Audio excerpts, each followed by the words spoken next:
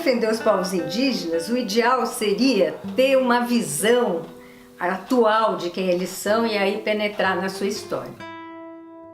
Essas informações teriam que estar em todas as escolas, né, porque elas são muito amplas, muito vastas. Cada um desses povos indígenas é um universo em si. O índio é um ser ligado cosmologicamente à Terra.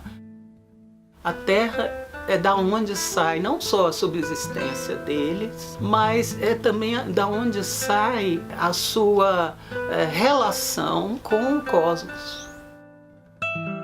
A Terra é tudo que importa e tudo que é fundamental para o povo indígena.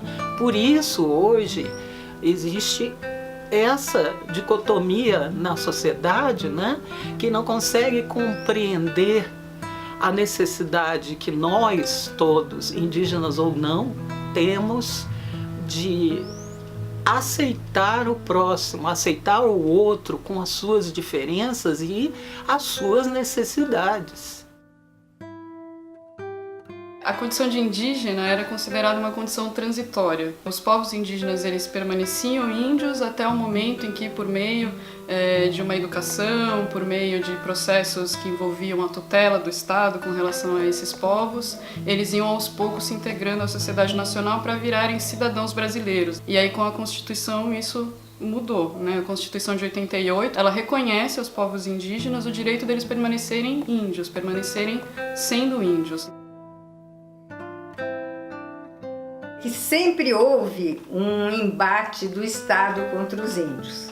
A preservação da terra, e eu diria mesmo da humanidade, está ligada a esse modelo de desenvolvimento econômico que tem uma ideia de lucro e do que é crescer completamente errada. Hoje são 717 terras reconhecidamente indígenas que já foram homologadas, né? Elas representam 13% do território nacional, mais ou menos, mas a maior parte delas, 98,5%, está na região amazônica. Quer dizer que elas cumprem um papel importantíssimo na preservação da floresta amazônica, na preservação do bioma amazônico. É importante a gente ter em mente que as questões que os povos indígenas enfrentam atualmente, elas não concernem a todos, a toda a sociedade nacional. Os povos indígenas são povos que são ligados a valores coletivos, a valores comunitários e que têm uma outra filosofia de vida.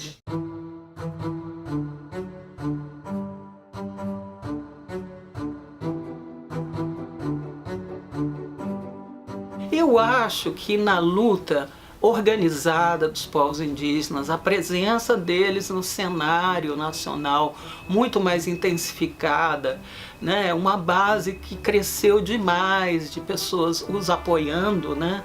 E com a capacidade nata dos povos indígenas de sobreviver, porque sobreviver é a palavra maior. A gente tem que lembrar que os povos indígenas enfrentaram situações terríveis, né, durante quase 500 anos até conseguir ter seus direitos reconhecidos em 1988, né? E é claro que somente direitos não garantem, né, uma situação. Então a gente precisa manter uma mobilização que seja constante.